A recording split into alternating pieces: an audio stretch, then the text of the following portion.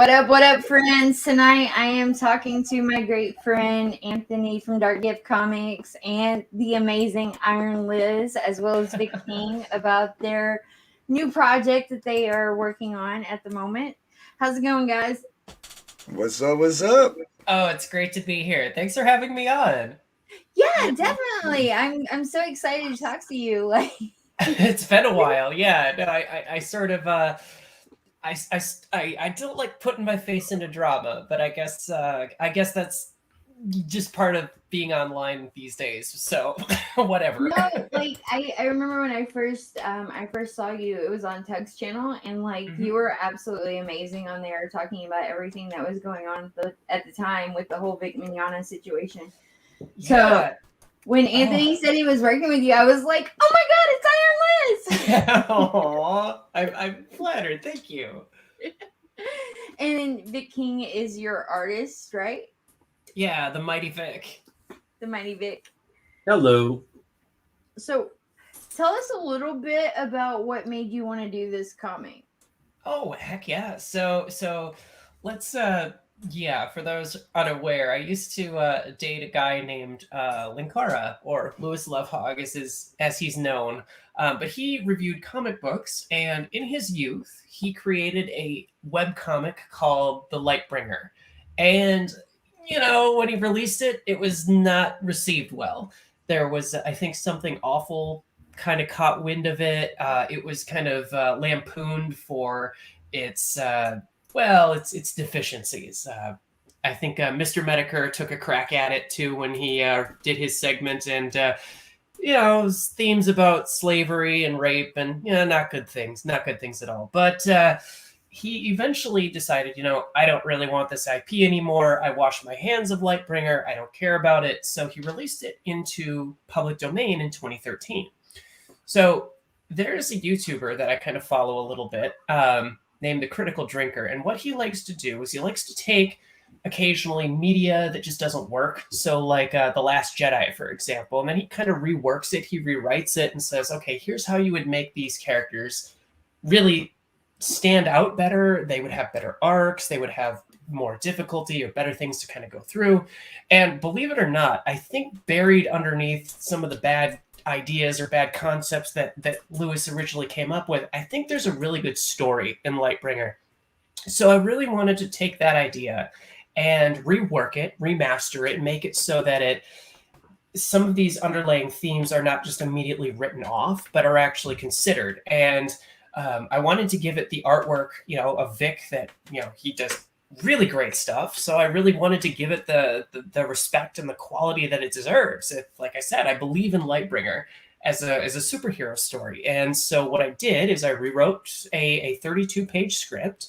I had Anthony here help me with kind of figuring out the logistics for it and work with him to get it to spread out in the greater universe here. And Vic is doing the art for it. So as of Halloween, we're still in the pre-launch phase. So we're just collecting email addresses. But if I could shill it for a moment, if you want to support it and you do give your email address for it, if you'll see that image on Vic's section there, that's going to be the card that you'll receive. So we do plan on kind of releasing some other ones there.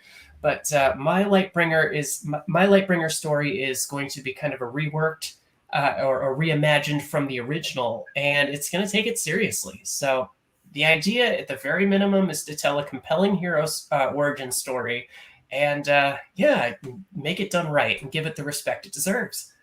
Right on. Yeah. Anthony, do you have it pulled up for the mailing list? I do.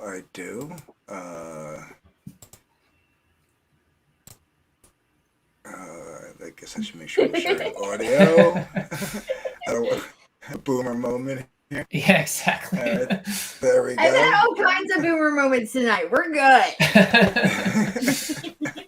You had enough for everybody. Right? I've been away. Like my phone went down Tuesday. Like I have Verizon, and there was I'm sorry. Right. like there was some kind of outage that happened, and then all of a sudden, like my internet in my house went down too, and so like everything has just been completely wonky this week with my internet. I'm telling you, Verizon's losing it. My mother, who's never had an issue where she lives in the last 20 years she's lived there, the last like year does not get service in her condo. Oh, and of course, Verizon locks down the Wi-Fi calling. You could turn it on, but it won't default to Wi-Fi calling, so it's like useless. Yeah, pretty much. I don't know why they do that. They're the only carrier that does that.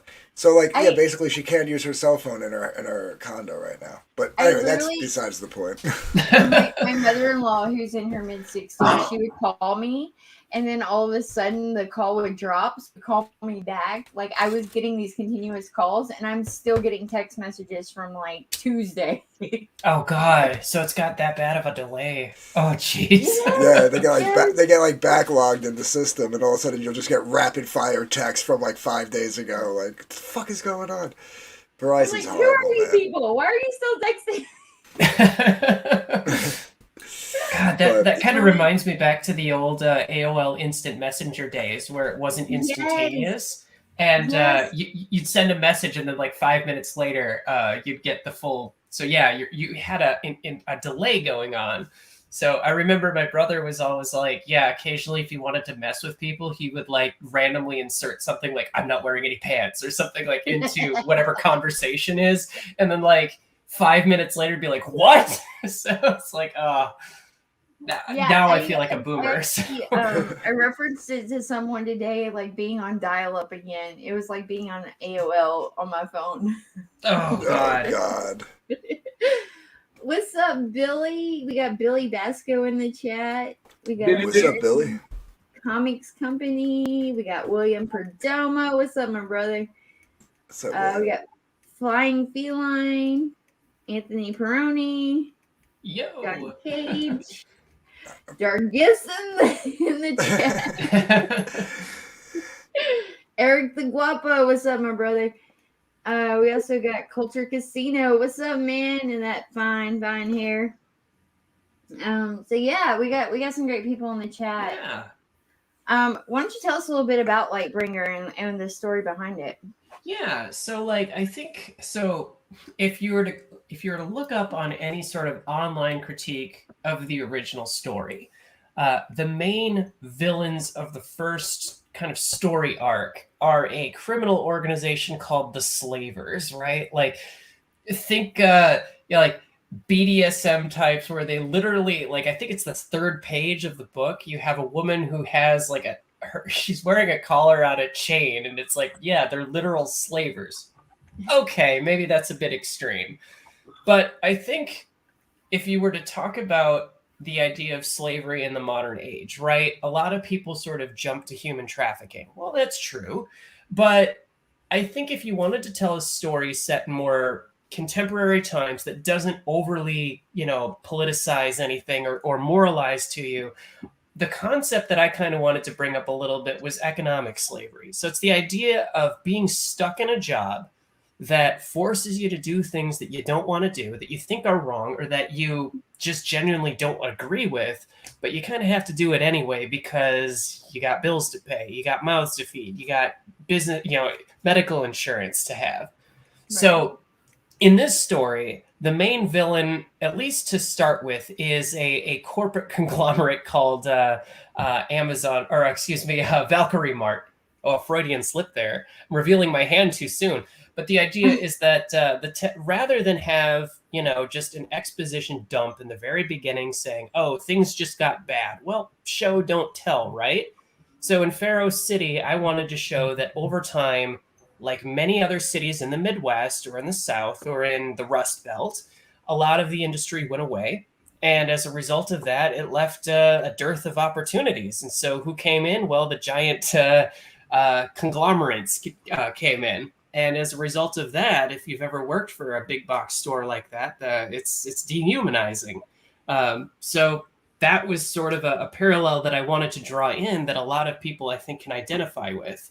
And the idea of people doing bad things willingly, well, if there are stakes involved with it, if there's a reason why you're doing it or forced into it, well, then things can really go to pat. So in my story, my hero is somebody who's one of the last sort of holdouts. Carter Granholm, the hero of our story, is a guy who's his family's had a furniture store for as long as they can remember, and he's one of the last few holdouts that's still trying to do good in this blighted city that's sort of had its industry gutted out, and the one guy in town is calling all the shots. So right on, right on. And so, how did you hook up with like Anthony and Vic to do this?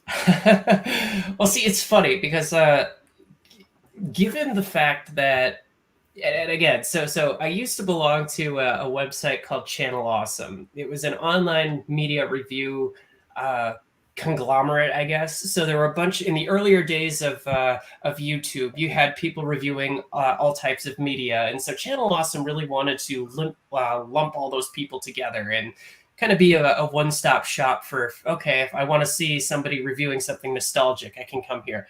Well, unfortunately, their demographic got really, really far left. I mean, it's funny. I count myself more as a moderate, maybe even leaning more to the right as a libertarian. But I'm a post-op male to female transsexual, and in this community, I've essentially sort of been pushed out because I voted for Donald Trump, and because I was more vocal about some things in the past. A lot of those folks that followed me have disowned me, or in some cases have even tried to cancel me.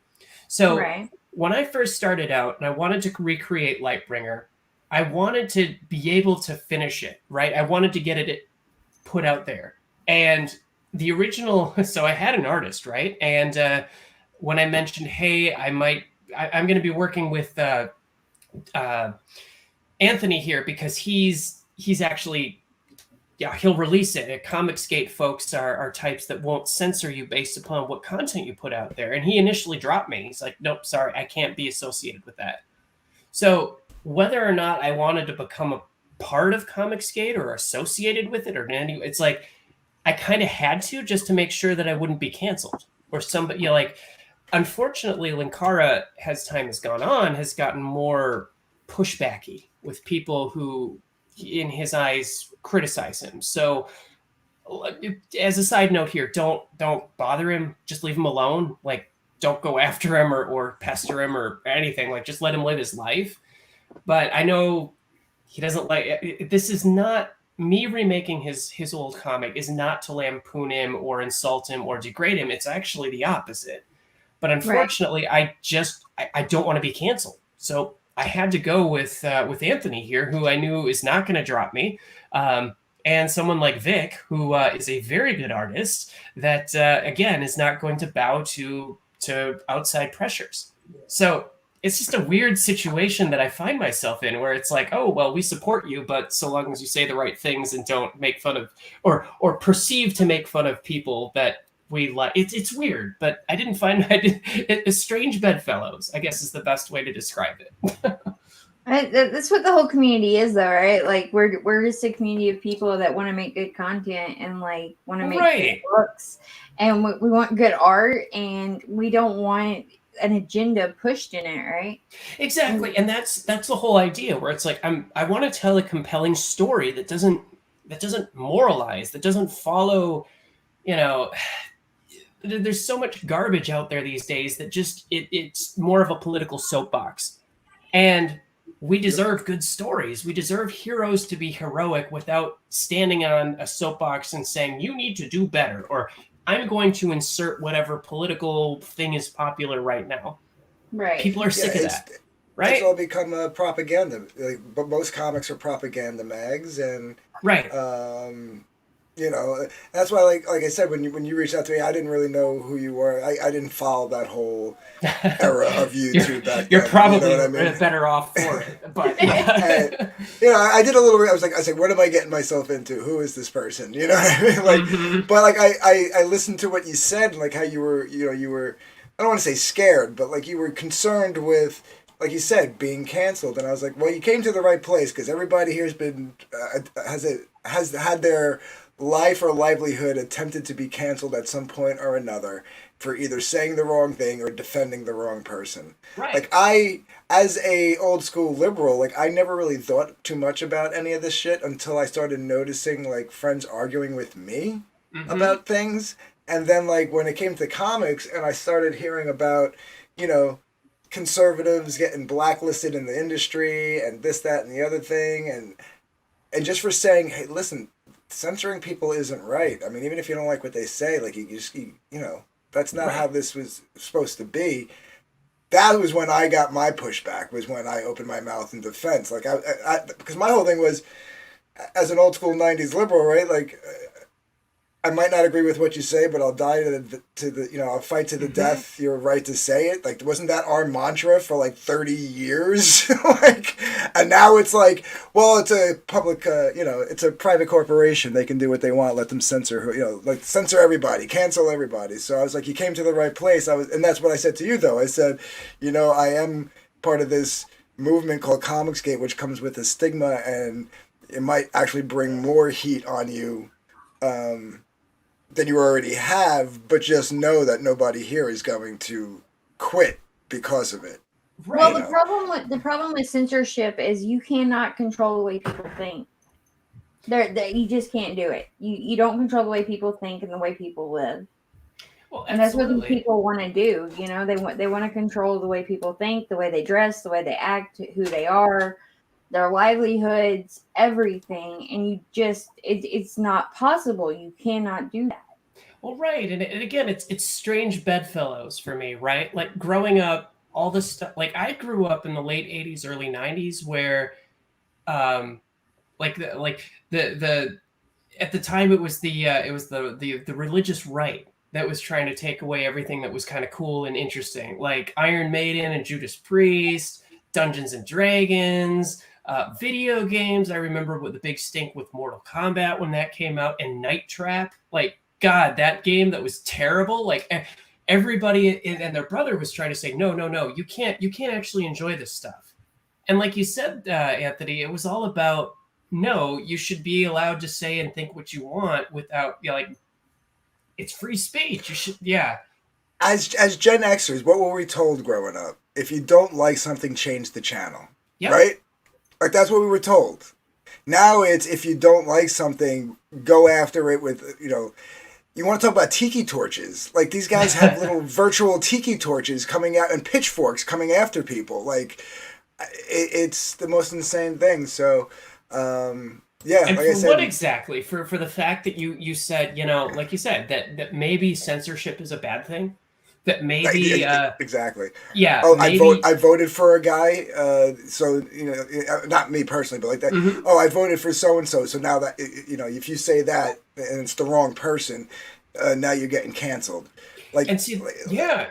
It's the most ridiculous thing I've ever seen in my life, and I can't believe what I'm witnessing. You know, and I'm only 45. I don't want to sound like an old man, but.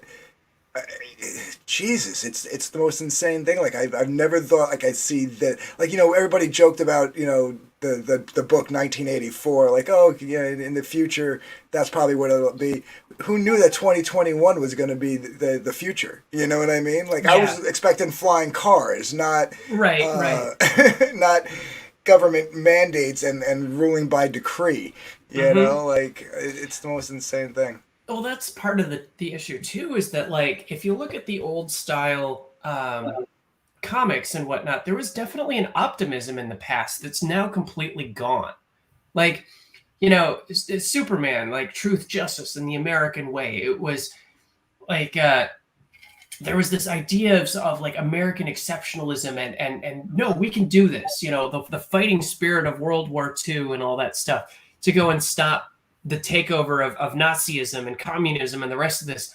But somehow over time, it like that optimism that we're going to work towards a better tomorrow was now completely gone. And in fact, I would say it's subverted at this point, where it's everything is terrible, everything that you like is awful and needs to be torn down and thrown away. And that's fundamentally an anti-American view. That's never about what America was, you know?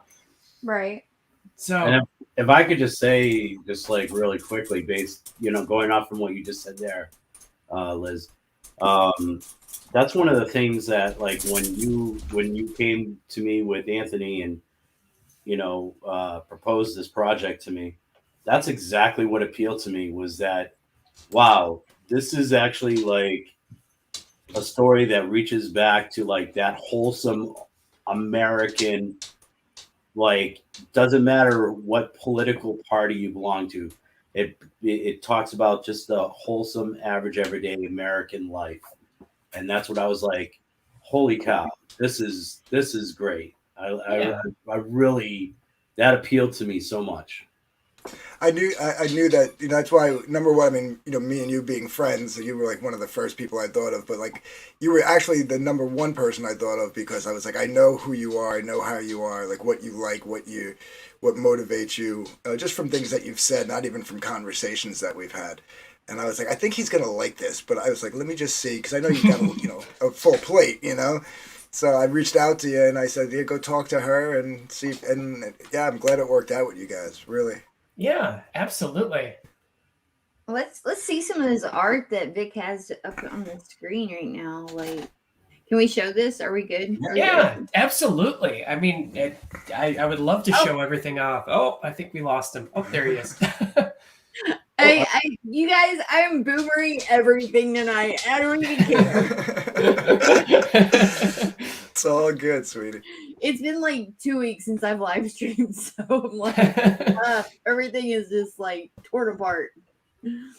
Well, I can give the rundown on the art so far in the project if you want.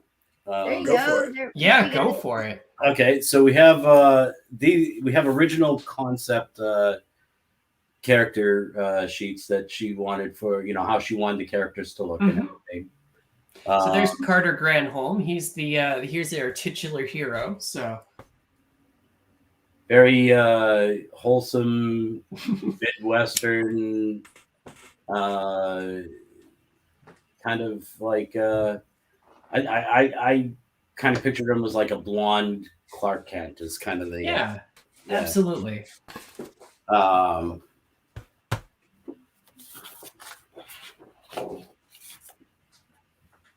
And so this is Hannah Meeks. So Hannah in the original story was like so if you were to look back on the original story, there was a scene where Carter, our hero, saw a woman attempting, like she was about to be raped in a back alley, and he ran away. And so that character turned out to be Hannah. So I reimagined her with Vic's idea here as somebody who, again, is sort of caught in that corporate trap. So rather than have her be in a back alley, like that, her back is against the wall in other places, and that's in the everyday economic system. So I love that just how you changed that and still made her like violated in a certain way. It was, yeah. Oh yeah, and that was perfect. But it made it. One of the things I liked about it. Oh, I'm sorry. One thing that Vic King does with his art is he draws beautiful women. Not gonna lie. Oh, thank you. Well, yeah. I have some original Vic King art around here somewhere. I got 2 pieces hanging on my wall behind me right now. And so this is Jason Angui. So in the original story, there was a low-level street thug named Serpent, and I figured that was a little bit too hammy. So this is a more realistic depiction of a snake-like dude, where he's a lawyer, and he's sort of enforcing Valkyrie Mart's edicts. He's sort of high enough on the food chain where he has some authority, but he's sort of doing the company's dirty work. So I wanted to, rather than have a dude that has the facial scar and the bad tattoo on his face, I wanted to make a different type of snake that everybody I think can understand. So he does the white collar wet works, basically. Yep, that's right. Yep. Corporate sleazeball. Yep. Corporations don't care about people, That's right. They care about the money they're making, and that's it. Yep. And So in the very beginning, I remember this is kind of Mr. Mediker's idea, kind of pushing through, where it was, it shows Pharaoh City and it looks really kind of blocky and not well done and not really thought out. And I wanted to, the thing is that bad environments don't just happen overnight. They're sort of a culmination of a lot of negative things over time. And so in this original, to start out, I really wanted to show the degradation of what would lead up to a city in decline. And so for my story, as I mentioned, it was all about, the towns or the city's major manufacturing places, like in the Rust Belt. They got closed, they got outsourced, they had problems, and all these circumstances led up to how things were. And I love I love that second panel. It's so well done. Yeah, man. Just not these are story building pages right here, but they're so good, man. They're so good. Mm-hmm. Now, when are you planning on launching the actual Indiegogo? So the launch is going to take place on Black Friday. So that's going to be November 26th. So that's when we officially open our doors to get the funding, to set out there. So our goal is going to be $5,000. So that'll pay for the remainder of the artwork. That will pay for the shipping costs and the printing costs.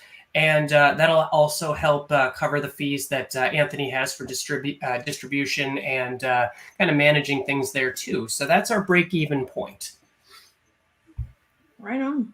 And yeah. So in the original comic as well, the introduction to Carter is really him walking down the street, and I wanted to show and not tell. I wanted to make it so that you it's really easy to say, oh, I'm a good person, or I try to care or whatnot. I used to work in hospitality, so I worked in hotels and with people in restaurants and, people who were on their feet all day. So the whole idea of Carter walking down the street, just as a simple gesture, I just wanted to see, have him give a guy who is down on his luck just like a pack of cigarettes. Because even if it's for people who are not in that situation, it's like, oh, well, why would you give cigarettes to a person? That's unhealthy. But if you've ever been in that point where it's like all you want is just something else that gets your mind off of it, a cigarette, believe it or not, is kind of that hit. And again, without the censorship stuff, because I remember growing up, they tried to censor out any sort of drug use, any sort of cigarette or tobacco use out of comics. And that is cutting out life itself in a way. It's like, yes, obviously smoking is bad. Don't do it. But at the same time, a little gesture like that goes a long way. And I wanted to convey that without it being so overt, And I think also in the context, one of the reasons I like this scene very much is that it shows the imperfection of life, where there is no malice here. There's only good. Mm-hmm. But it's imperfect because smoking obviously isn't perfect.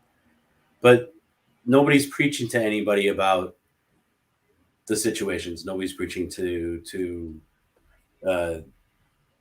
Carter for having cigarettes. Nobody's preaching to the homeless guy for being homeless. Nobody's, it's just like what you would see on an average every day. And I live in the city, so this is what I see in the streets every day. Somebody comes up to me and says, hey, can I bum a cigarette? And if I got one, I give a cigarette to them, Mm-hmm. And dude, it's not just in the city.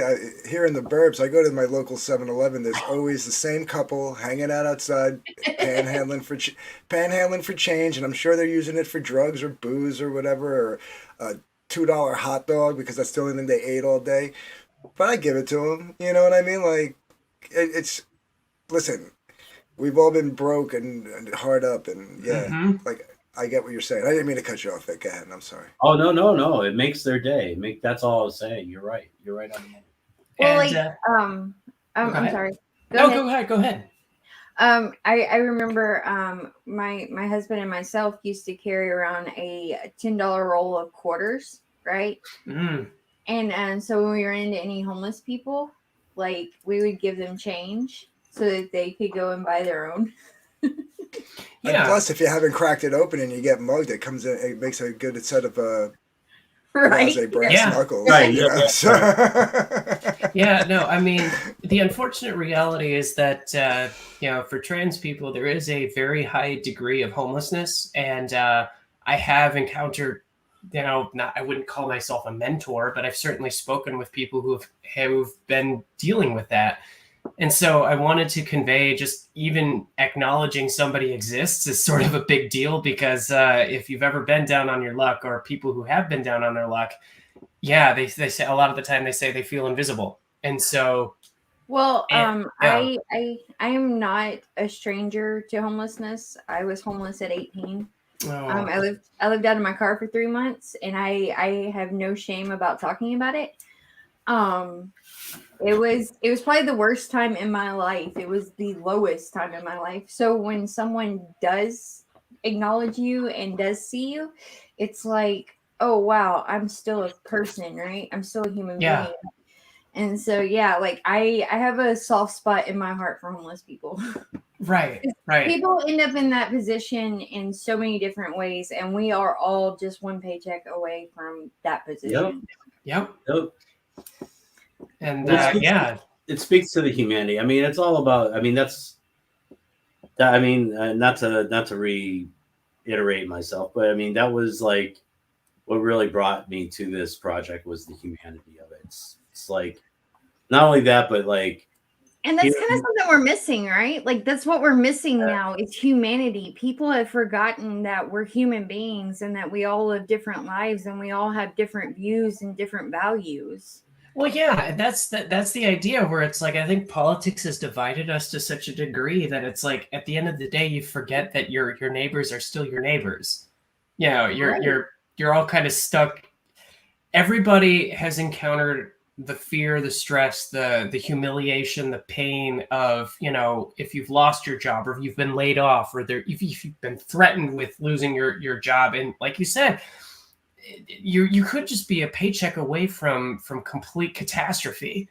So rather than have a superhero who immediately starts out with all the benefits and superpowers and being great from the get-go, you want to start small. You want to show that this guy is a shining light in a world that's lost its luster, that's struggling for its purpose in this morass of nihilism, right? Right. So that was the idea, at least behind that. So, and then I think the next image here, if we can kind of push that up a little bit there too, is I wanted in the original comic to kind of dovetail off of what I was saying.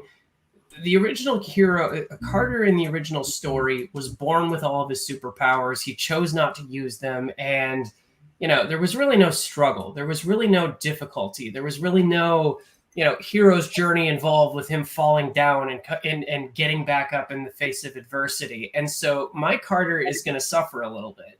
He's going to, he's going to get run down in the muck just a little bit. And involving with that, I wanted to make my heroes genuinely, villainous.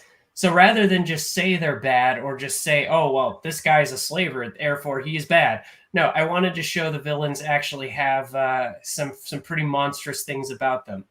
And I don't want to ruin the story just yet, but Jason, the serpent, he goes pretty far in some of these things. So, our hero is going to suffer before he can kind of experience the good side of things and kind of push back against that dark. Now, how many of these do you have planned out?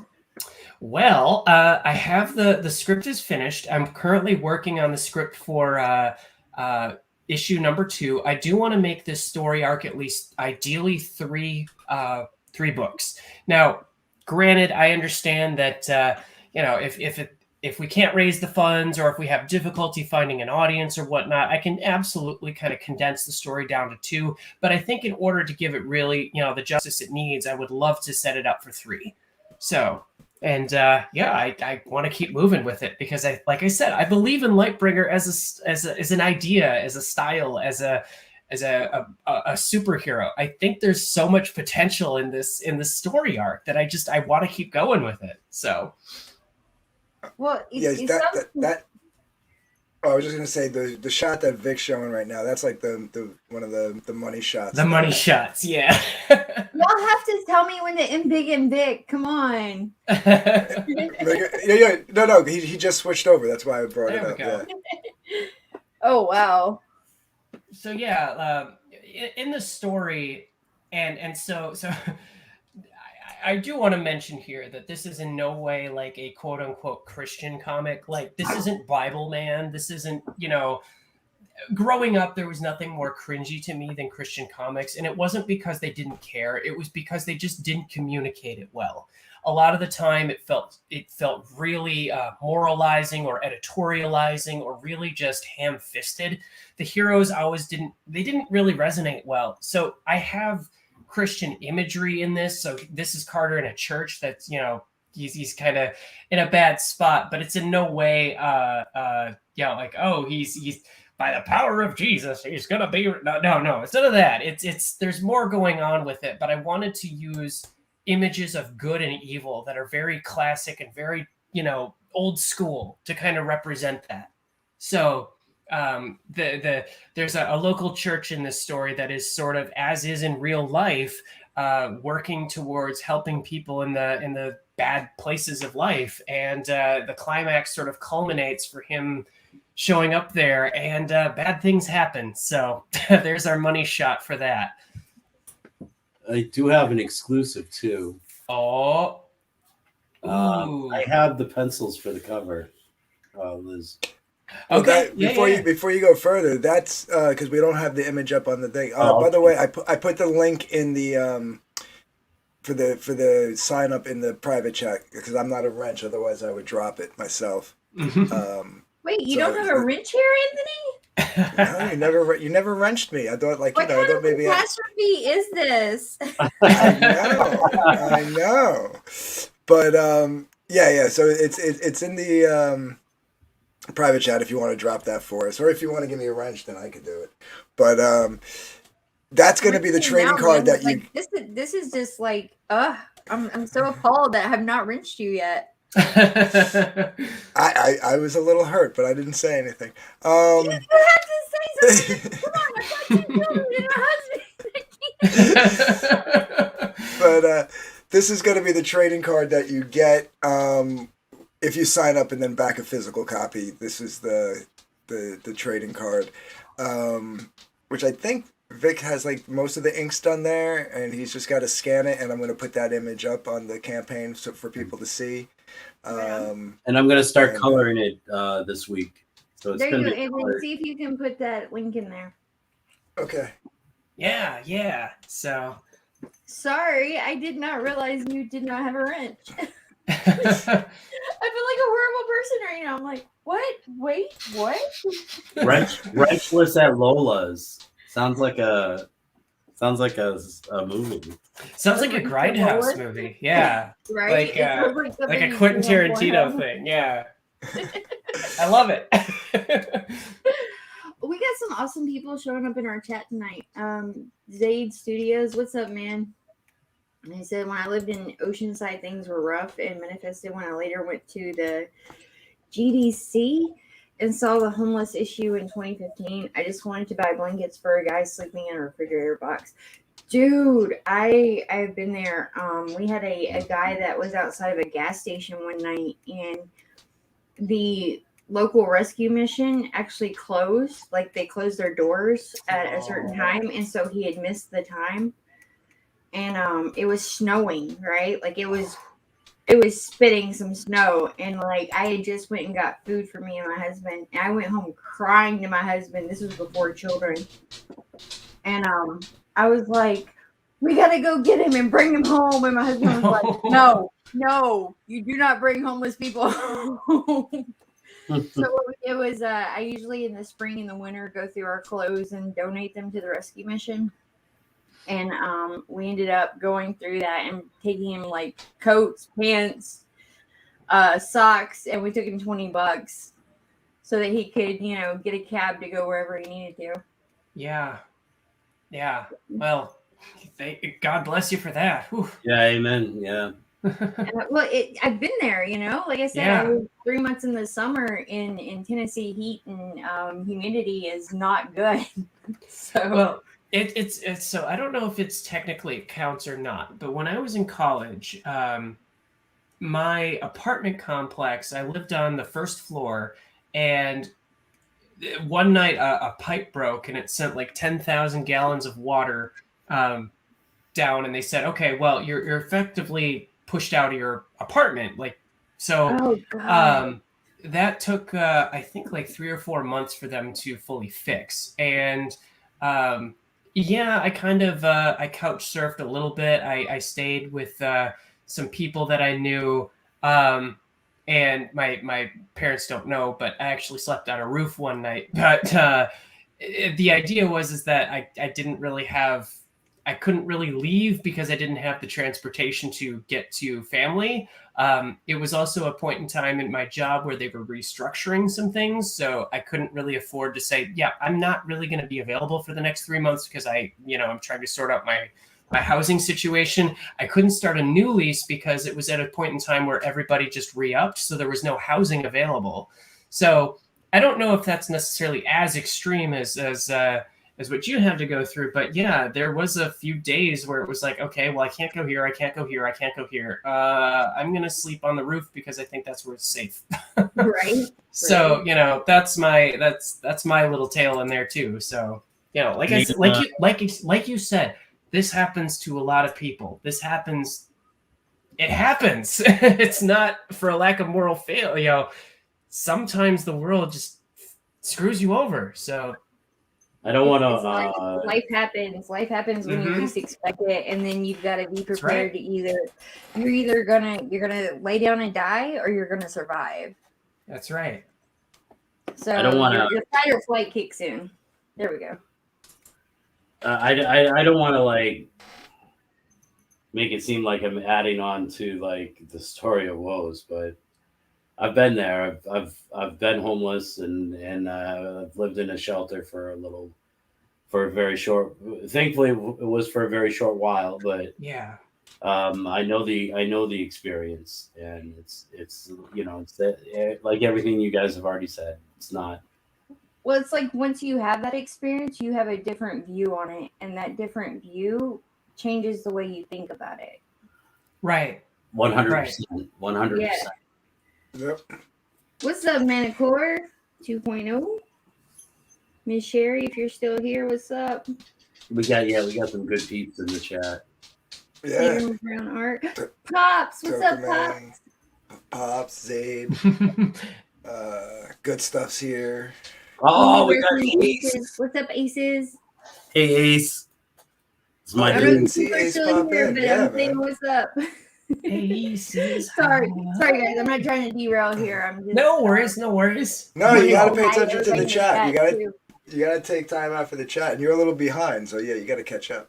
Yeah, Ace, I'm Ace always is a behind. fellow masshole. Do what? Ace is a fellow masshole. We're Masshole. We're Asshole from neighbors. Massachusetts. Yeah. Okay, there you go. Ace is a good friend. I love Ace. He is the bomb. Ace is the Yep. bomb, man. He just had a Have y'all gotten successful his campaign too. Yeah. I backed it. I don't know if I got it. Did I get it yet? I think I did. He start for filming yet? Yeah, I have a stack of comics I gotta Yeah, go through that I haven't he's read. you working on- gotta get on it, brother. You gotta get on it. Shit, I know, man. I working on know. the second one right now. What's up, good Yeah, stuff? I know he's working on the second one. Yeah. We got Tokame. So, okay. Sorry. No worries. So No Vic, worries Vic at all. said Vic said he had an exclusive. Yeah, dude, you got to show us. Oh, I do. Yes, I have the pencils. I have the pencils for the cover. Well, it's mostly finished pencils for the Oh, cover. I'm on the edge of my seat. Oh, nice. Beautiful. Oh, I love it. The Grim Reaper hands, dude. That's awesome. Now, when that's the ink, that's gonna be badass. Yeah. Hell yeah, it is. Yeah, it is. Oh, I love it. I love the he's holding up the staff. Oh, it's great. Oh, it's great. Yeah, and the Lightbringer logo is gonna go right across here. Oh, that's gonna look great. Yeah, I can't. How's Ali doing with the Oh, I have it. I have it. I just have to scan it in. I've had issues with my scanner, but I just have to scan it in and get it working. Perfect. Then I can replace it with my cheesy throw together logo. I don't have to scan in her letters, but I have to scan in the piece that I did. That's going to go in the middle. So Yeah, how many pages is this going to be?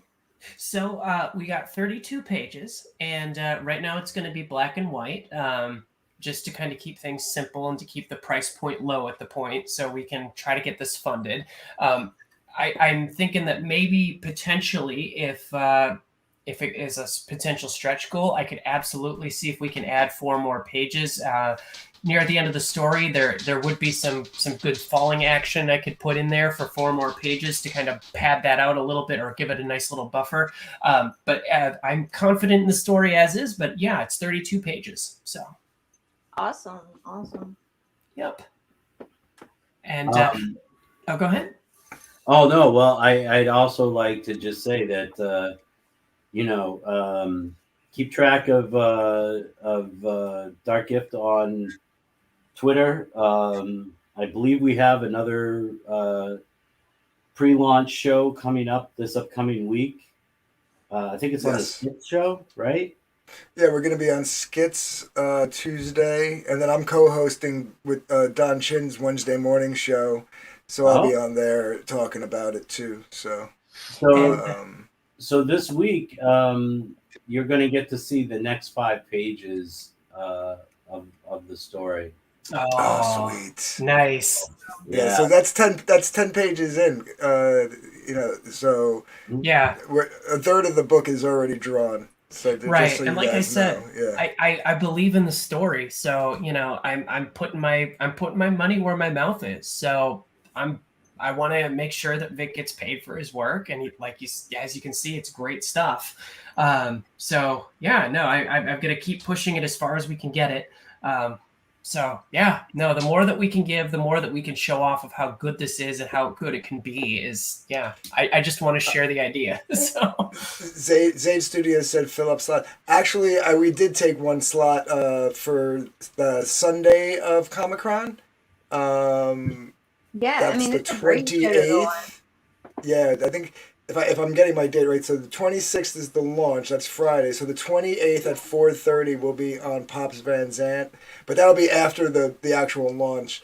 As of right now, we have Lola tonight. She was kind enough to last minute supply us with some time here, and same thing with Skits and Don.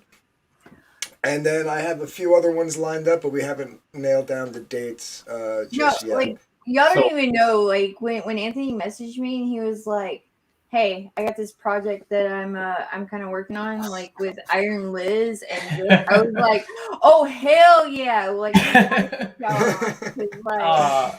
like I said, I remember Iron Liz back on Tug's channel with all the Big Mignana stuff, and I was just like, she blew it out the water, y'all. Like, she was like she had so many stories about Channel Awesome and about everything that was going on there, and like I don't know, there was something about you, Liz, that just like it resonated with me. I was like, I like this broad. Oh, well, thank you. That's super flattering. I'm so happy that you think that highly of me. I still use the word broad, but it comes across as sexist when I say it.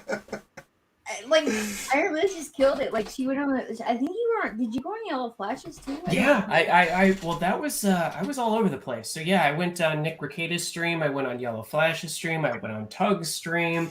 Yeah. So like, I remember watching you on all these streams, and I was just like, oh my god, like she's saying exactly what needs to be said in this whole situation. And then like the stories that you had from Channel Awesome and Lucara, like they were great. So, I was like, you got it, man. Like, yes, we are doing this. Yeah, and it's just it's so funny to see how things have gone. So the whole idea is like with Channel Awesome and all the dysfunction that came out of it. I was really hoping that, like, this was in 2018, right? I think it was, yeah, like March or April of 2018. All Right. these revelations came out. All these people said, this company did very badly. They did terrible things. Channel Awesome revealed that one of its former contributors was engaged in sexual assault, and I had evidence that I could back that up with. All these horrible things, and they said, okay, yeah, we're condemning you, Channel Awesome. You're bad, but unfortunately, I really haven't seen any good that came out of that as far as what they decided to go and do afterward. Because one of the reasons I got involved with Nick Rekieta was his defense of Vic Mignogna, which one of their Channel Awesome producers, Mars Girl or Kaylin Saucedo, accused Vic of, or essentially created the Kick Vic hashtag, which sort of was dogpiling on him for alleged sexual assault things. And like more of these people too. Obscurus Lupa is another one, or Alison Pregler is her name. She got into a huge spat with a guy who did I think his name was like Mark JD or something like that. He created a video about, oh well, if you're an online reviewer, essentially keep things in perspective.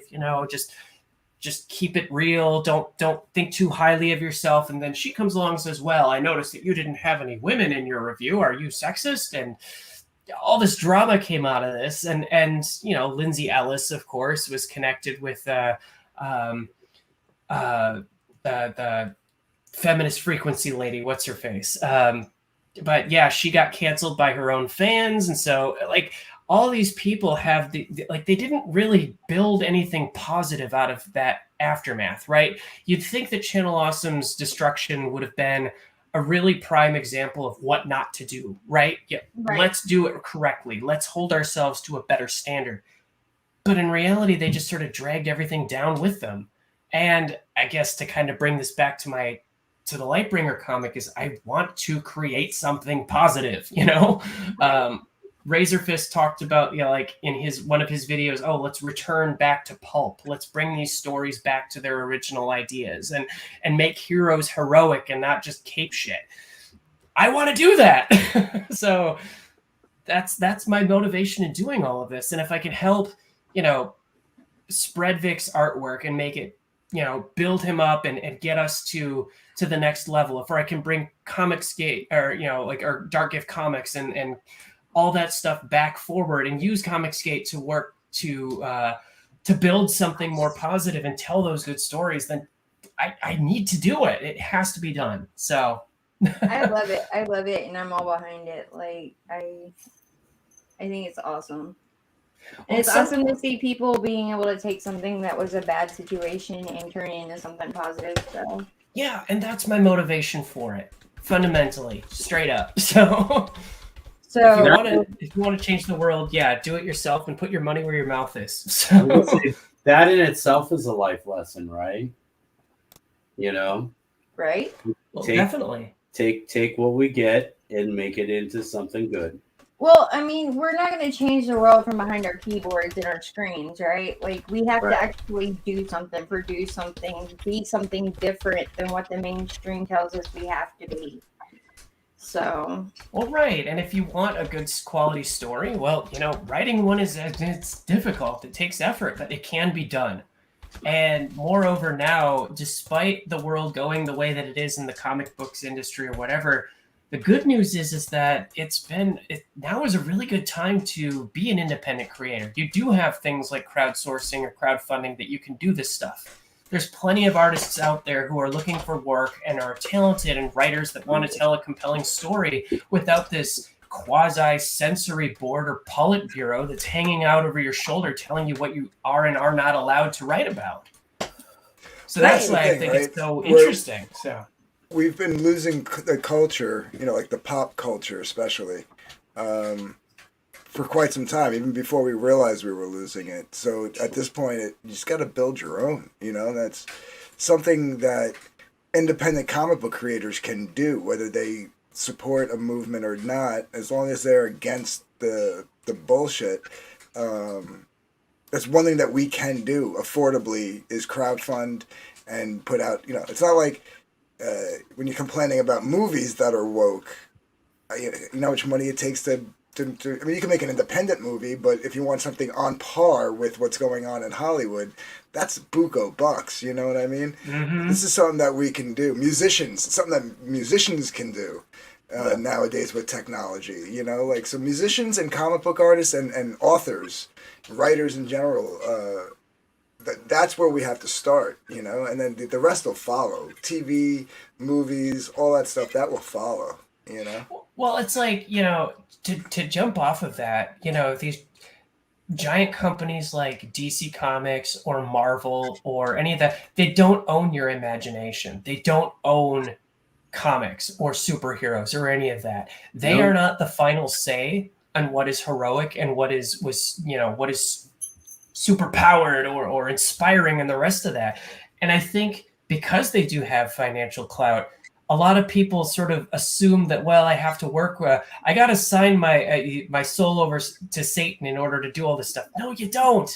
And I think that's why it's so inspiring to see, like with Tug's comic, like the tale of the case of the littlest umbrella.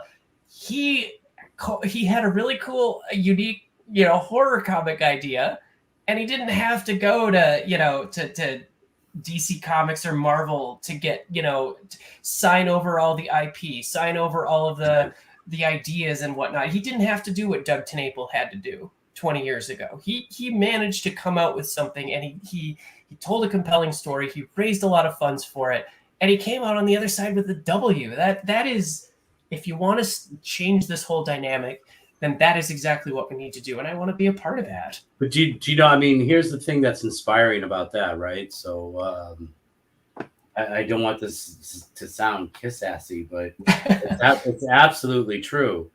What Tug did was this. He took a chance because he wasn't a creator. He wasn't a known creator or anything like that. But he came up with that idea, and he worked it so hard, and he made it happen. He pushed it into existence. And I remember watching all of the streams throughout all of the process, from like when he first came up with the idea and going through everything. And it was a labor of love. And that's the thing that everybody has to remember. It's like, when you create, like, so as an artist, I wind up doing a lot of books for other people. You know what I'm saying? Mm-hmm. But the projects that I take, I feel I have to have a connection to. I feel like I have to believe in that writer's vision, and I have to believe in the product itself before I take on the project. And you can, I've only had one published book so far. But from that one published book, you can absolutely tell that this is absolutely true about me. That book was Asile with Nasser Rabadi. Now, that book was a retelling of a lost film, silent film, that nobody's seen in over 100 years. And nobody really knows what the story is about, just the basic gist of it, right? And so Nasser wrote a story retelling what he thought it would be. And so we got together and we decided that the imagery was going to be based on German expressionism. It was a total, like, artistic. It was a ballsy experiment, man, and I give you guys credit for that. Yeah. And we did it. We succeeded. We got it printed. It wasn't the biggest success or anything, but a success is the fact that you can put out what you want to put out. And that's what we did. And we were able to do it, and it worked well, Yeah. Well, we have to start somewhere, right? Yeah. Absolutely. Well, I loved it. Like I said, it was like such a experimental move to take German expressionism and put it down into the printed comic book format, and have a book that basically had no dialogue. I think there's like 7 words in the whole book. Not many more. Not many more. Yeah, I get, like I'm saying, like, yeah, it's like, he tried to stay true to the silent film aspect of it, but obviously it's a comic book. You need to have something in there, right? So, yeah, I think, dude, I think you guys did a bang up job, and if anybody who like downs it too much is just not understanding the artistic choice to take it, that you guys took. You know what I mean? Like, Well, that can you was. imagine? Can you imagine trying to pitch something like that to like Disney or Marvel, where it's like, you Oh, got some suit that's like, well, that's not going to test well with this focus group, and we're really aiming for the 18 to 34 demographic here. That's like, it's something that's creative, something that has balls and soul and interesting, and it's different if nothing else. They're not going to go for it because they can't. It's not a blockbuster idea, and ultimately right. it's like, if that's the gatekeeping that we're doing, where it's like, it's not just there is an audience for that, there's a market for that, there are people who want to see and buy that, but it's not the kind of gangbusters blockbuster,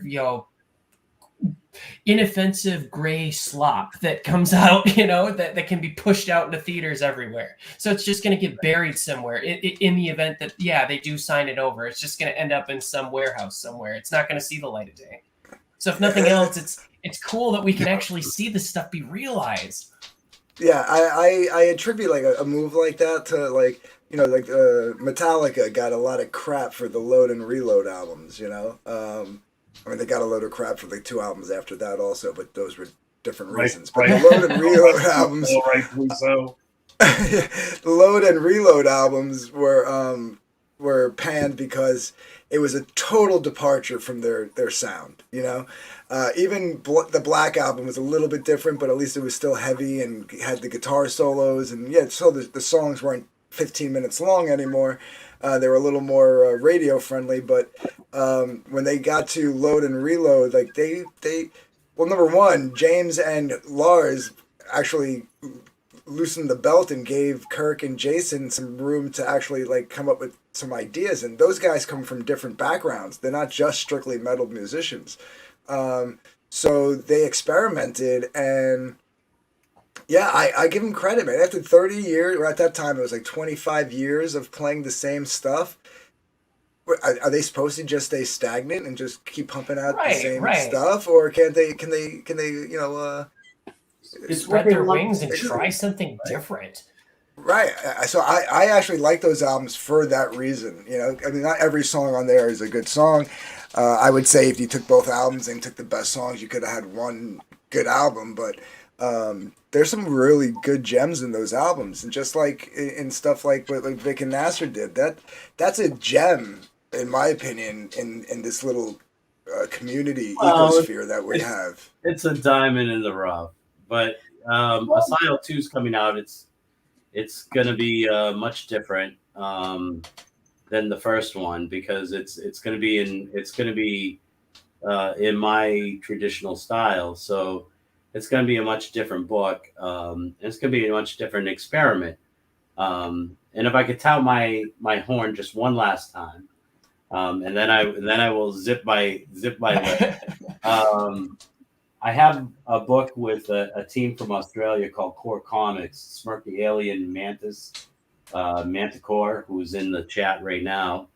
And it's called Artifice Reanimate. It's on Indiegogo in demand. And it's like a great blend between a sci-fi novel and a kick-ass cyberpunk comic book.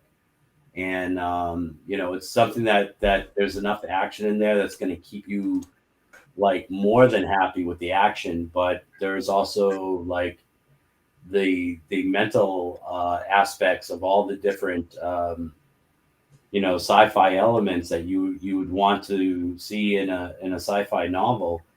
And so if I could just shout that out real quick and give them some props. You have a link to it? Do I have a link to it? I'll grab it. Is this I appreciate is it. I'm it- kind of a boomer. I'm just is this my screen you're sharing or your screen, Lola? This is my screen, but I can see yours back there. No. I was gonna because I was gonna say while I'm looking for the link, I can actually stop sharing my screen and look for the link on Indiegogo for that. You should play the video. Yeah, we gotta play the trailer. Well, what I do is at the end, I'll play it as we go out, so everybody gets to see it. Oh, Oh, perfect. cool. Yeah. That's a good idea. So we'll end with your video. I mean, I can go on and play it if you want me to. That's No. not a big deal. I didn't realize. Like I was just letting you know that there was one, basically. No, I see the video. But I figure since we're all still talking. Yeah, that's totally fine. Totally fine. Artifice. And then what I can do is I can actually reveal the variant cover. It's the only creative aspect I have on the project is I volunteered to do a variant cover. While you're doing that, I'm going to say hi to a few more people that showed up in the chat. Awesome. Sure. Mildred, what's up, Mildred? Hey, Mildred. Hopefully I said that right. Now, Yep. is this Mildred the monk? It is Mildred the monk. Dude, Yeah. Mildred, dude. Okay. So, quick side note, and I'll try to respect the privacy here. Mildred actually followed me back when I was on Channel Awesome, and he did a really good review on the West End Star Wars tabletop RPG, the D6 Star Wars. That was my favorite Star Wars tabletop RPG up until kind of recently. So it's good to see familiar faces. Great to see you again. Well, isn't it funny how like we're all part of these different communities, and then like we all end up like finding each other again because like we do have the same ideas and the same values as far as like we just want good content. Yeah. Like stop pushing like your agendas in our faces and just give us good content. Like why do I need 10 pages explaining about like your gender identity or your sexual identity or your race identity? Like why do I need that? And how does that further your story? It doesn't enhance the story, and that's what we're all here for. Yeah, I want to know what type of person you are. Right. I don't want to know like.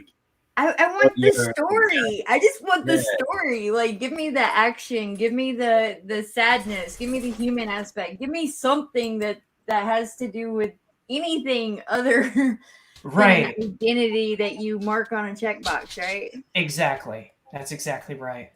That's the problem. They leave it at the checkbox and forget the human being. Right. Mm-hmm. That they're trying to say exists, right? Well, my thing is like if my only identity is that I'm a female, what else do I have to offer, right? Right.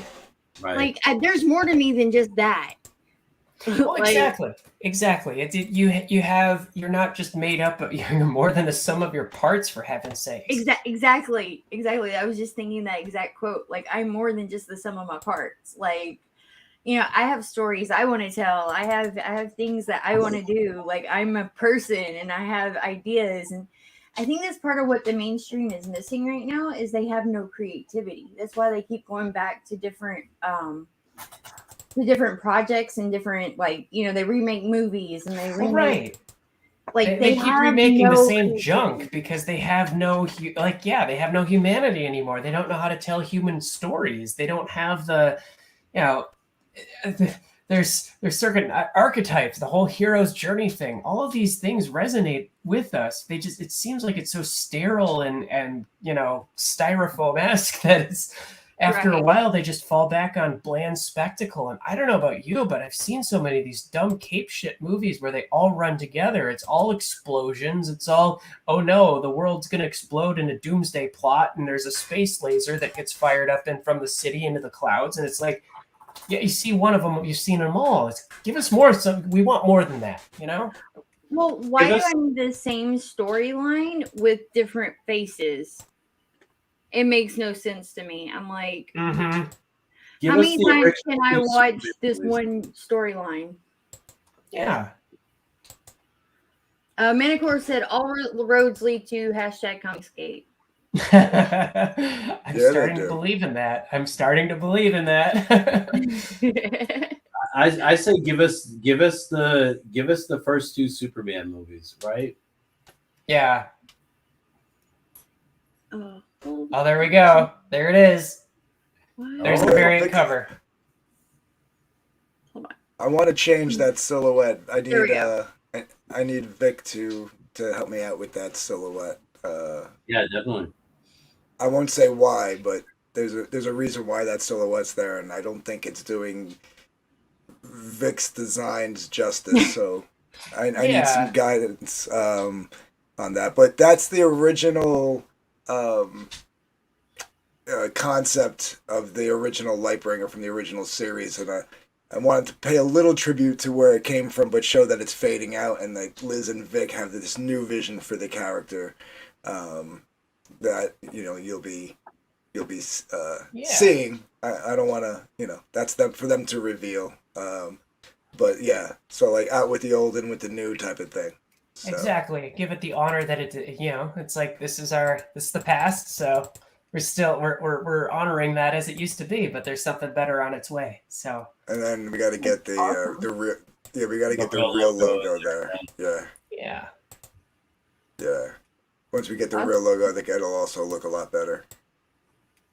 I just want to say I'm so happy to see all of y'all still around here, still doing amazing shit, right? Like, well, see, it's funny because I work a regular boring corporate job, and there really is something to be said about telling stories or being creative and having that outlet. I work in finance, I work with numbers all day, and it doesn't give you the same sense of satisfaction of producing something, of creating something, of telling something that gets an emotional reaction out of you. And so my biggest issue in the past was it takes so much time and effort to make a review of a tabletop game, for example.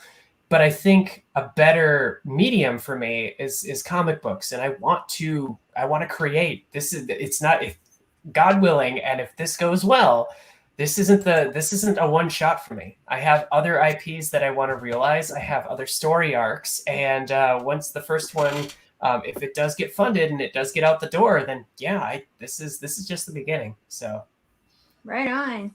So everybody, November 26th, this goes live. That's right. Black Friday. Are you doing like a big launch around the channels? Yeah, well, I think we're gonna see. Liz is gonna see if she can get the day off. I can't. Yeah.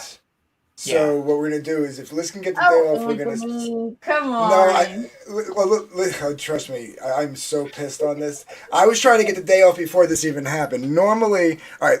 Long story short, over the years at my job, I've helped out on Thanksgiving. I technically don't have to work Thanksgiving, but they need help. Thanksgiving. Right.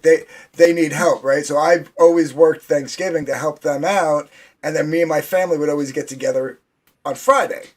So when I scheduled this originally, I was like, yeah, I'll go spend a couple of hours with my family during the day, come home, and we'll do a launch stream at night, and we'll just go like, all, not all night, but we'll go long, right? Yeah. We'll do a night launch. So I requested the day off, and then my boss comes to me and goes, we have a big wedding that day, and you're my only bartender for the parties. And I'm like, well, that's not my problem. You should have hired the last 3 people that came in for interviews. I was like, I get together with, even last year during COVID, when I wasn't even at work, me and my family still got together on the Friday because it just became, over the last 9 years, tradition. Like, so my sister would go see her in-laws on the day. My aunt would do volunteer work at a women's prison on Thanksgiving. So I had to call them up literally like 2 weeks ago and be like, listen, we got to change things if you can. If you can't, then don't worry about it. I'm just out on Thanksgiving. So they did. They rearranged their whole schedule. And so now at least I get to see my family, for the holiday, but I have to work Friday night. So what we're doing is we're going to try to start like an early stream and go for a couple hours. And then when I have to leave for work, we're going to end that stream.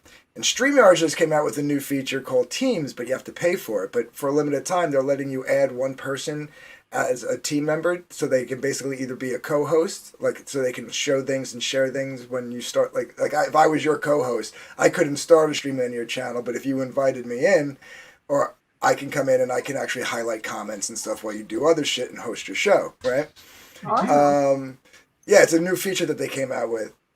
You could also make them an admin where they can actually start streams and stuff like that. So what I did is because they're giving away that one free team member for a limited time, I jumped on it, and Vic doesn't even know this yet because I did it like 2 a.m. last night. Vic is actually a co-host on my channel as of right now.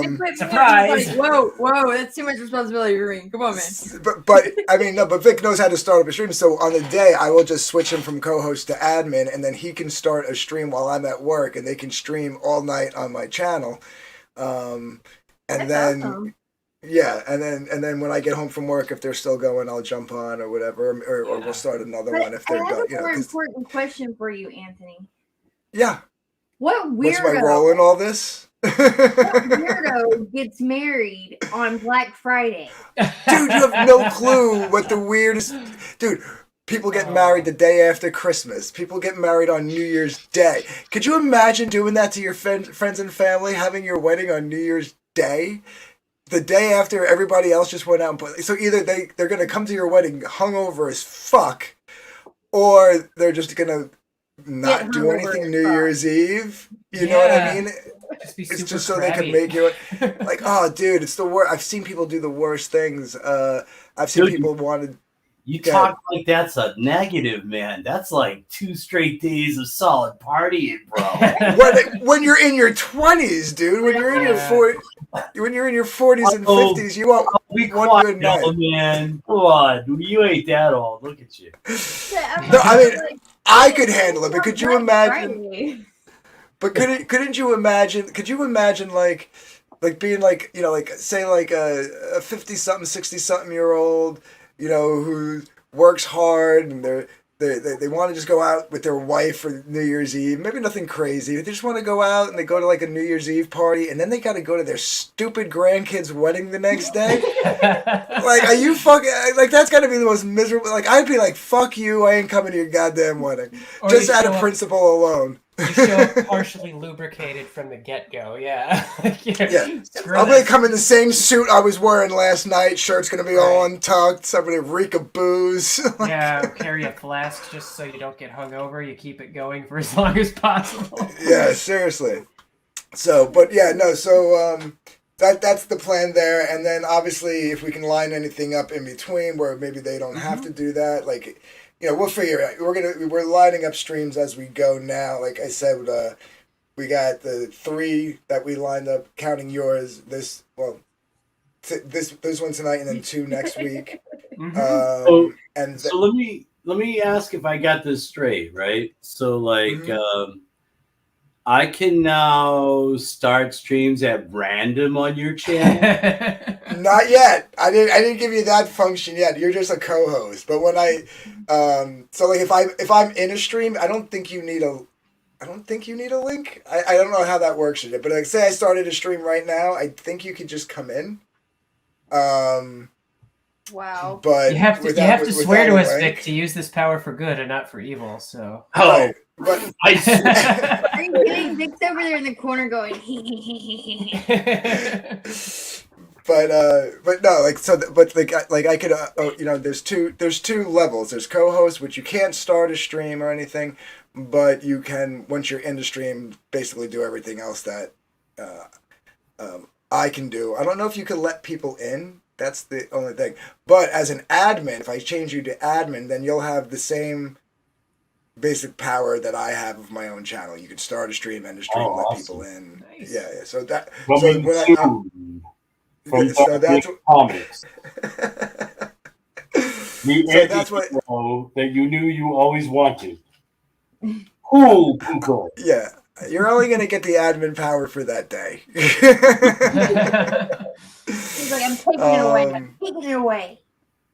But yeah, no, I mean, it's a cool feature. Like I like it because it's true. Sometimes you're running a show, and like if you have somebody there that you trust, they like, you know, can highlight comments and drop links and stuff like that. You know what I mean? While you're doing other shit, it's a cool little feature. So instead of actually like I know some people do it already, but that's because they're giving out their account password and stuff. You know what I mean? Like, you know, like they're sharing it, basically sharing an account.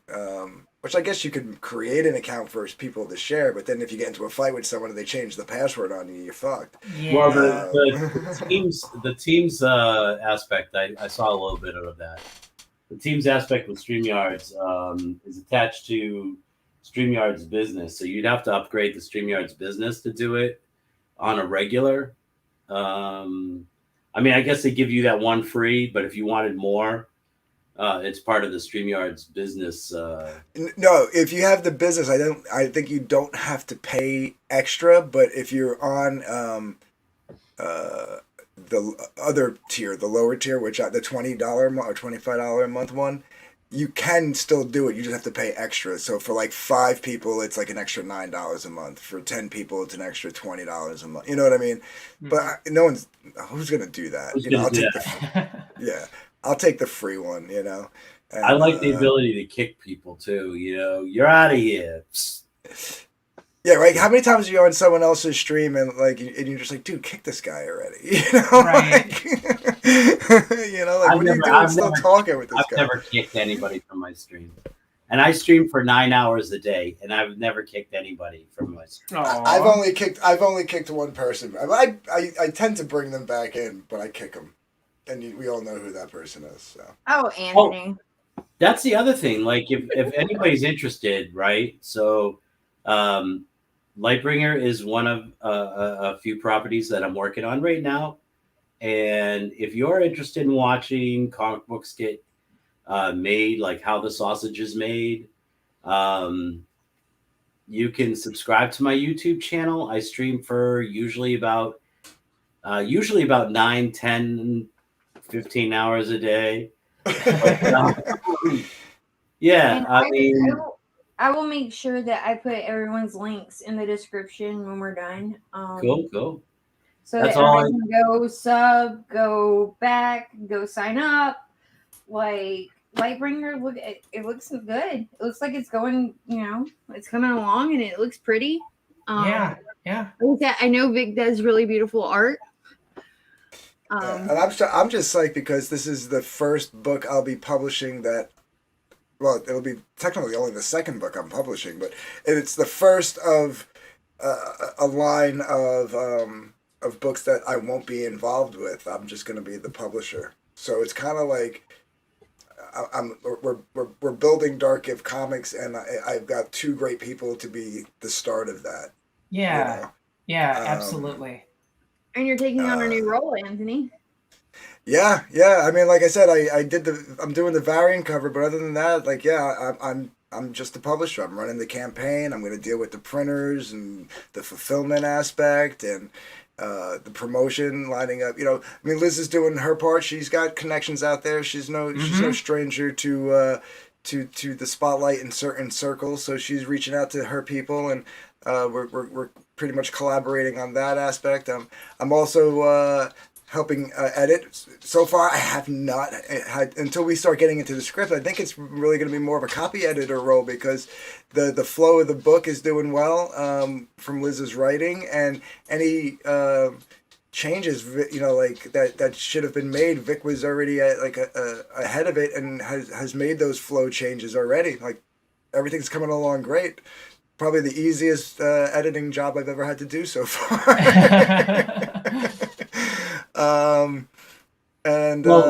Liz put together a really great script. I mean, everybody's really going to love this book. You really need to sign up for this because, I know, some people are going to be like, oh, it's just stealing somebody else's property, or they're making fun of somebody else's property. And it's totally not that. She is totally creating something that is not only respectful. This is Iron Liz's. This isn't any, it may have started somewhere else, but it's Liz's. She's making it her own. Absolutely. And so that's the beauty of it. She's taking something that was, maybe not the best thing in her life, and she's making something positive out of it. So absolutely. Let's embrace it. Let's back it. Let's people signing up. Some people might be like, "Oh, well, this is just a remake," and maybe if you want to look at it from that point of view, but it's really not. you have to really understand, if you go back and look at the original, and this is not a diss, but it was more of a concept than a product. Right. Yeah. And basically it was just a concept that, even though in the guy's mind he was making a product, if you go back and look at it, it's really just a concept that came to life publicly. That And he did his best. He did his best to Yeah. put it together. yeah. That's what I'm saying. But like, it was bare bones. You know what I mean? So it was basically a concept, and so this is just actually just taking a concept and actually making a product. Right. You know? Right. She's doing something more with it. She's being the creator and the creative mind behind it, because I mean, let's face it, he didn't She's do familiar with it. Yeah. And that's the idea too, where it's like, I want anything I put my name onto, I want it to be really high quality. So, you know, I don't want it just to be a flash in the pan. And I know in the past, Comicsgate, there have been instances where people haven't delivered, or, you know, the quality that they were promising wasn't very good. So this is why I want to be transparent and do this, because again, I'm putting my money where my mouth was. Just as I came out with Channel Awesomes, the Change the Channel stuff, I put my reputation on the line to back certain things. It's the same situation here. I want this to be quality. I want it to be good. I want to do it justice, and I want everybody to be successful with it. I gotta say, I'm sorry, go ahead, Vic. Go ahead. Oh, okay. I was just gonna say, I'm gonna do my absolute best to deliver the absolute best artwork for this. But even if my artwork does not sell, like you're not sold on the artwork, the visuals, absolutely get this book, because the story itself is like something phenomenal. you're definitely gonna want. How could you not be sold on that artwork though? I mean, look, that's the cover, y'all. Like, that's beautiful. And that's just the pencils. That's not even like him putting the details and the inks on it. Yeah. Come on, man. But no, I appreciate that. I definitely appreciate that. But the story is the most important part. I'm just the lucky guy that gets to like put imagery to that story, you know. And as anybody that's out there that's an artist knows that when you get a good story and you're lucky enough to be the person that gets to put the imagery to it, that's a fantastic feeling. That's a fantastic place to be, and that's where I am with this book, and I love it. Oh, Lola, you're gonna love this, Lola, and Vic might too, because you guys both knew me back then. But this is actually doing these books because I have a couple other people that have asked me to maybe do the same thing for them, and I said sure, but not till I'm done with this one. I don't want to do too many at a time. You know, I don't want to be handling publishing other people. You know, so let me start with one, and then we'll move on from there. But anything I do that isn't mine and I'm just publishing for someone else is going to have the Midnight Images logo on the corner of the book. So that's going to be like how you know that like that's somebody else, that's somebody else's book, and like that's not it's not a book that I did. Yeah, going old school. Because that was originally supposed to be the name of the company. And it got banned off Twitter. That's so long ago though, brother. I know, but you understand. I use Midnight Image. I've been using Midnight Images since 1998 when I was doing like freelance art and tattoo designs and murals, and that was I still have my old business cards that I got made up at like a Kinko's, like on like cheesy, like they were cool for back in the day, but like they're nothing like business cards today, with a hand drawn Midnight Images logo on it, like. I mean, it was printed, but like it wasn't like the graphic that you guys that was my avatar for like 2 years back in the day. But you're not wrong. I can't appreciate that because I will remember Midnight Images. So right, yeah. So I said, you know what? That'll be the imprint for other people's books. It'll still be DarkGift Comics, but it'll have like like how Image had the Image logo, but then it had like Top Cow right below it. So that's gonna be. So that's what I'm gonna do. That's pretty dope. Yep, yep. We had Intense Web show up. What's up? What's where everyone's cameras are? I don't always use my camera, so.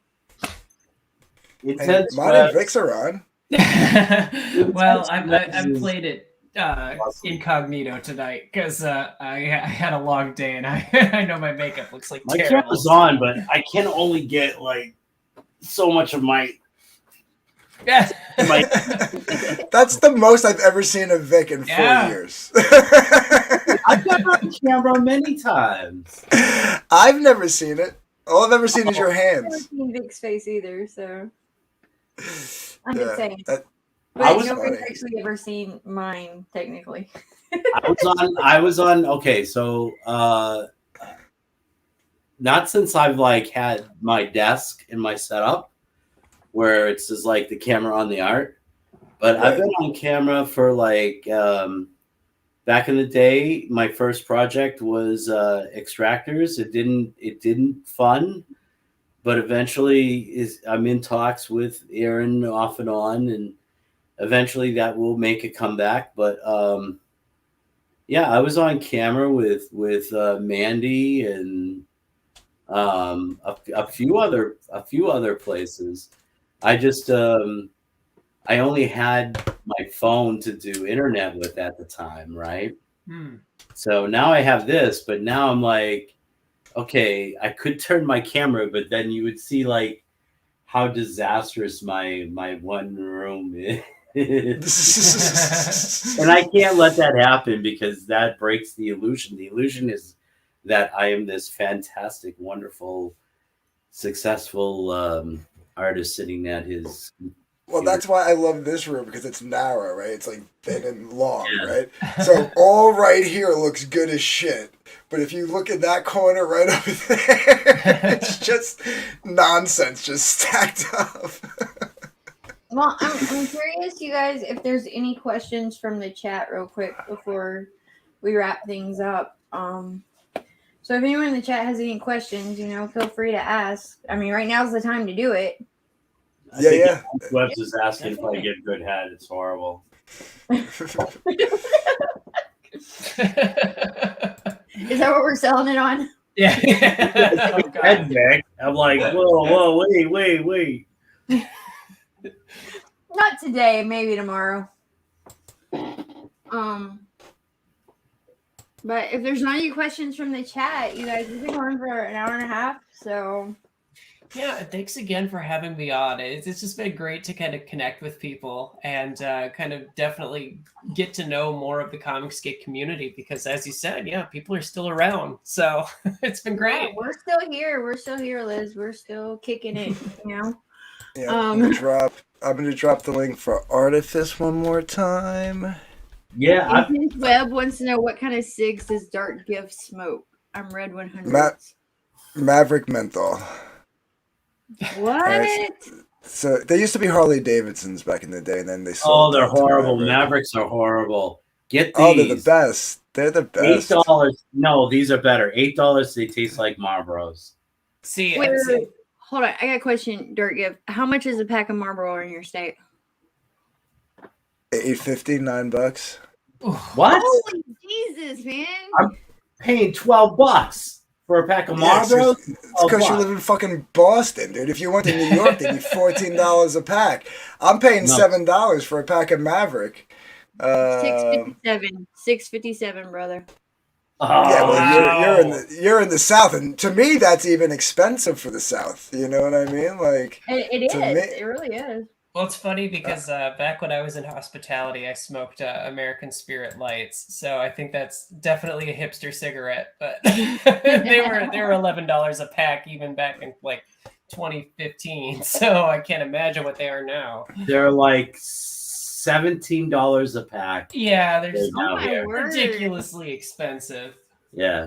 Ugh. Well, because they're all natural. There's no. Well, they last forever. You get one and you're out there for 10 minutes. Intense Webs has us all beat. He says $4.99 for Red 100s in Houston. Wow. Oh snap! Oh damn. We gotta I'm moving to set up Texas. like God bless the state of Texas. Like, right? Everything's we gotta big set up except a the mailing prices. relationship. Yeah. Put the link for Lightbringer up in there. Hey, Lola, I just gotta say, this has been an awesome experience for me because, like, I've watched you on all the different shows, like the ladies, Comicsgate, and all that jazz. And I've talked to you for years on Twitter, Right. right? And so I just wanted to give you a personal thanks for, for bringing us on, helping us to get this book out there into the atmosphere and let people know that it's out there. And also, I mean, for all your support over the years, I don't know if everybody in the chat knows this, but uh, Lola is a tremendous supporter of independent creators. Like, she's been fantastic to all of us. Absolutely. Aw. I try to A give dear back friend. to the community that's given so much to me and my family. So Aw. that's just who I try to be. Well, it's Yeah. very much No, appreciated. And like I you've said, been I'm a really good- happy to Yeah. have come on. So No, Well, I'm, You've been a good friend over the years. A round of applause for Lola. I'm probably blushing like 10 shades of red right now, y'all. Aw. I And appreciate you guys hitting me up and asking me to bring you on and talk about this. Like, loved it. What were you saying, Anthony? I I'm also, sorry. if you don't mind, I was just saying, if everybody doesn't mind, I did drop the link for Artifice and Lightbringer, but I also dropped the link for Hunting Alice, which is the book I am drawing. Vic King actually has a variant cover on that project. That's still in demand, and we're still pushing for a late December fulfillment. So once we start fulfilling, I think we're just going to close it down. So you should probably jump on that while you still can. So. Right on. Yes. Well, I appreciate it. I'm going to play the trailer or the video. Right on. Awesome. Awesome. And then we'll end it out. Thank you to everyone in the chat that showed up, and I hope you go and sign up for Liz and Vic and Anthony's book here, A Lightbringer, and also check out the other stuff that they're doing. Absolutely. Liz, are you doing YouTube? So I am actually off of social media. I kind of made the decision to cut the cord with it. So if y'all are interested in trying to, if maybe you know somebody who would be interested in having us on or discussing it, reach out to DarkGift Comics on Twitter. So that's the best way to contact me. Or at Vic King Arts. If That's true. Yeah. There you go. Just hit them up and let them know, hey, this is probably a good channel for them to go on to promote their book. Absolutely. So thank you so much for coming on. I'm gonna try to bring this up now. Hopefully I get this right. Let's see.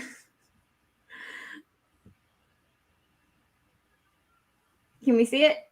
Yep. Yep. Can we hear it? Yep. There it is.